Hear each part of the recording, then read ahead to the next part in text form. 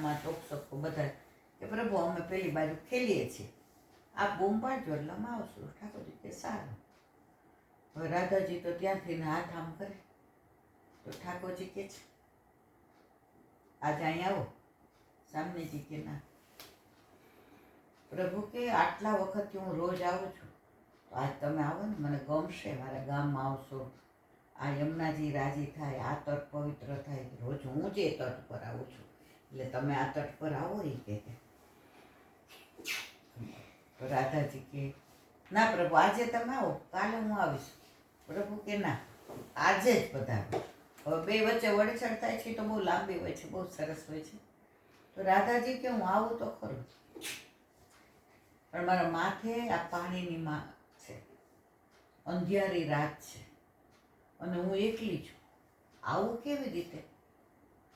તો પ્રભુ કે કાંઈ વાંધો નહીં, કે તમે પાણીની માટ નીચે મૂકી દો અને તમે બધા શ્રૃંગાર ધારણ કર્યા છે ને તમને બીક લાગતી હોય તો તમે એ વડા કરીને ત્યાં મૂકી દો અને મટકીમાં મૂકી દો અને આ નાવ મેં મોકલી છે એમાં બિરાજીને આવો. એ કે પ્રભુ હું આવું તો ખરી, પણ હું આટલી બધી રૂપાળી અને મારે એકલું આવવાનું અને મારા વૃષભાનજીની હું કુંવરી એક ને એક, અને અમારા રાજમાં તો તમને ખબર છે ને કે મારા પિતાશ્રી મને ક્યાંય જવા ન દે, આ તો સખીઓની કૃપાથી આવી છું. પ્રભુ આજે આપ આવો. ઠાકોરજી કે ના. હવે ઠાકોર તો સામનેજી કે ના. પછી સામનેજીને તો વિરોધ થાય તો ઠાકોરજી કે તો કાલે મળશું, કાલે આવજો તમે કહો છો ને જ્યારે આ બાજુ તટે આવવું હોય ત્યારે આપણે મળશું.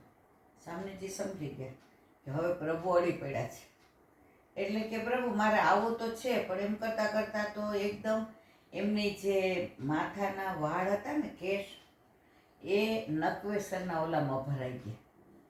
માથાના કેશ હતા એ આમ ઉડા, પવન આવ્યો સરસ મજાની ઠંડી ઠંડી લહેરિયા રે, ઓલું આપણે ગાય છે ને ઇન્ડોર લે નેની નેની બુંદિયા રે શ્રાવણિયા મેરા ઝૂલના. એવી સરસ લહેર આવી યમુનાજીની, કારણ કે યમુનાજી પ્રસન્ન હતા. આ બધી વડછડ સાક્ષાત છે ને, ચતુર્પ્રિયા છે. યમુનાજી કાંઈ થોડા પેલા છે, તો રાજી રાજી થઈ ગયા કે આજે બે વડછડ કરે છે અને જે આનંદ આવી રહ્યો છે, મારા પ્રભુ આવી લીલા તો હું નસીબદાર છું કે મને આજે મારા કિનારે થાય. બધી લીલા યમુનાજીના કિનારે થાય. હવે સમજી ગયા રાધાજી કે પ્રભુ આવશે ને, મારે જવું નથી. એટલે ઓલા કેશ હતા ને આમાં તો બૂમો પાડે, પ્રભુ એ કે ઉપર માટ છે, મારી ચુંદડી કે મારા મોઢામાં છે અને અમારી લટ ઉલઝાઈ ગઈ છે, હું કેવી રીતે સુલઝાવું? સુલઝે તો ત્યાં સુધી ના આવું ને, અને તમારા સિવાય મને સ્પર્શ કોણ કરે અને કોણ સુલઝાવે? તમે આવો જલ્દી, નહીંતર હું આ પડી જઈશ, મને આ અંધારું છે, કાંઈ દેખાતું નથી. અને એવા રડવા માંડ્યા તો પ્રભુથી બધું સહન થાય. સામની જ આવો વિરોહ કરે કે આવા દુઃખી થાય એમના. પ્રભુએ ત્યાંથી સીધો કૂદકો માર્યો, નાવની રાહ ન જોઈ અને અહીંયા આવ્યા. અને જે કેશ એટલા ઉલઝાઈ ગયા હતા કે સામનેજીથી કેટલો પ્રયત્ન કર્યો ન નીકળ્યા. પ્રભુએ એક આંટી મારીને દૂર કર્યું અને એમના ઉલઝાયેલા કેશ. ત્યારે સુરદાસજી કહે છે કે ક્યાંય પણ ઉલઝન આવે, ક્યાંય મૂંઝાવ જાવ, જીવનમાં ગૂંચ પડી હોય તો બીજા કોઈને પોકારશો નહીં, બીજા કોઈની મદદે બોલાવશો નહીં, બીજા કોઈને કાંઈ કહેશો નહીં.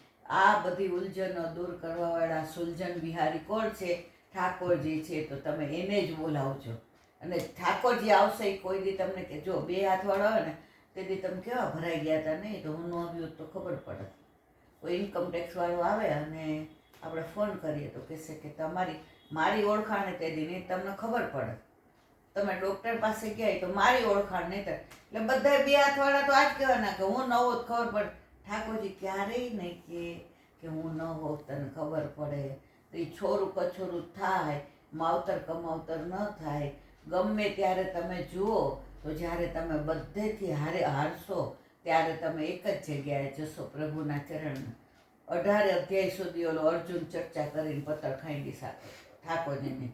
હવે મને વિષાદ થાય છે ને, હવે મને ભક્તિ યોગ થયો ને, હવે મને આ થયો, સામે મારા સગા છે ને મારા આવું રાત જોતું નથી. પ્રભુ કે હવે કકડાટ ને તારો બકવાસ સાંભળીને થાક્યો. પ્રભુએ બધું સમજાવી દીધું. છેલ્લે અર્જુન સમજી ગયો કે આ તો બધી લાશો છે, મારે ખાલી નિમિત્ત બનાવીને મારો યશ વધારવાનો, કરતું માં કરતું તો બધું પ્રભુ છે. ત્યારે એમણે એક જ વાક્ય કહી દીધું, સર્વધર્માન પરિત્યજ્ય મામેકમ શરણમ વ્રજ અહંત્વા સર્વ પાપેભ્યો મોક્ષયસ્વામી માસ. બધું છોડીને મારે શરણે આવો, બધી જવાબ. પણ એટલી શ્રદ્ધા નથી રહેતી, આપણે ડગી જઈએ છીએ. આજે શ્રદ્ધા ડગે એટલે શું કરો? તમે અન્યાશ્રય કરો, અસદ વાર્તાલાપ કરો અને દુસંગ લાગે. તમને એમ થાય કે આને કહું તો મને કંઈક રસ્તો બતાવશે, આને કહું એટલે કોઈ તમને માતાનું કહે, કોઈ મહાદેવનું, કોઈ યંત્રનું, કોઈ જંત્રનું, કોઈ યજ્ઞનું, કોઈ દાનનું તમને ઊંધે રવાડે ચડાવે. પણ તમે એક જ, તમે ઠાકોરજી પાસે બેસીને એ ના માગો. એને ખબર છે આજે આરાધ્યાને ભૂખ લાગી હોય, શરદી થઈ હોય, તો આજે તને ખબર છે કે આરાધ્યાને ખીર કે કાંઈ ગળું સ્વીટ નથી દેવીની, તો કફ થઈ જશે. એટલે તું એને કાં ગરમ રામ ઉતારી દે, કાં ગરમ ગરમ રોટલો, અને તું એને ઘી ગોળમાં ચોળ. શું કામ? એની માને ખબર છે કે મારે એને શું દેવું. એણે કહેવાનું જરૂર નથી મને શરદી થઈ છે, મને માથું દુખે છે. તું એને જોઈને જ કે તારું આંખ નાક લાલ લાલ થઈ ગયું છે બેટા, લાવ તને વિક્સ ઘસી દઉં. તો હવે જો લૌકિકમાં માં આટલું ધ્યાન રાખીને ઓળખી જતી હોય ને, તો અલૌકિકમાં ઠાકોરજી ગાંડા છે. એને ખબર છે કે આ પરિસ્થિતિમાંથી પસાર થયો છે, પણ એને આશરો કચ્ચો મારો છે. એટલે મારે જ એને જે કરવું હશે. એટલે ઠાકોરજી ઊભા જ છે. બધાય કે દોડતા આવે છે નહીં, પણ જે કે દોડતા આવતા નથી. તમારી સામે સતત હોય છે 24 કલાક, કે તને ક્યાંય તકલીફ ન પડે. આજે ઘણા એમ કે અનોસરમાંય પ્રભુ 100 રૂપિયા તો આપણી સાથે આપણા હૃદયમાં ભજનાનંદ રૂપે બિરાજે જ છે, કે તને છોડીને હું ક્યાંય નહીં જાઉં. વલ્લભે એક જ મને વાક્ય કીધું છે, જેમ રાખે તેમ રહેજો. અવસરની અંદર આપણે સાક્ષાત સેવા પહોંચીએ, સેવા પહોંચી લઈએ એટલે આપણા હૃદય રૂપે નિકુંજમાં પ્રભુ પધારી જાય છે. અને આ બધું સાક્ષી ભાવે જુએ છે. કે સવાર તો સમર્પણ મંત્ર વખતે બોલતી હતી, મારું સરદાર ને આગળ ને મોટર ને બંગલા ને ગાડી ને પત્ર ને પુત્ર ને બધું તમને સમર્પણ કરું છું. પણ જેવા બહાર નીકળીએ ને કોઈ પૂછે, આ ગાડી કોની નવી લીધી? હા હું લાવી, તમને ખબર નથી? ગળામાં સોનાનું મજાનું પેન્ડલ હીરાનું પહેર્યું હોય.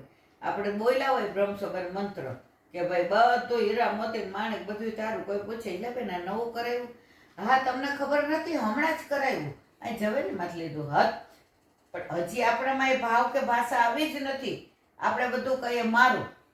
ઓલા આંડિયોના બેઠકજી વાળા અમને કાયમ જાય એટલે પૂછે કોના માથે ઠાકોરજી બિરાજે છે, એટલે અમે બધા હાથ ઊંચા કરીએ કે બધા ખોટું બોલે. આપણને તો ખરાબ લાગે. અલે ભાઈ ઠાકોરજી અમારા ઘરે બિરાજ, એ કે ઠાકોરજી તમારા ઘરે નથી બિરાજતા, તમે ઠાકોરજીના ઘરમાં બિરાજે, તમે ઠાકોરજીના ઘરમાં.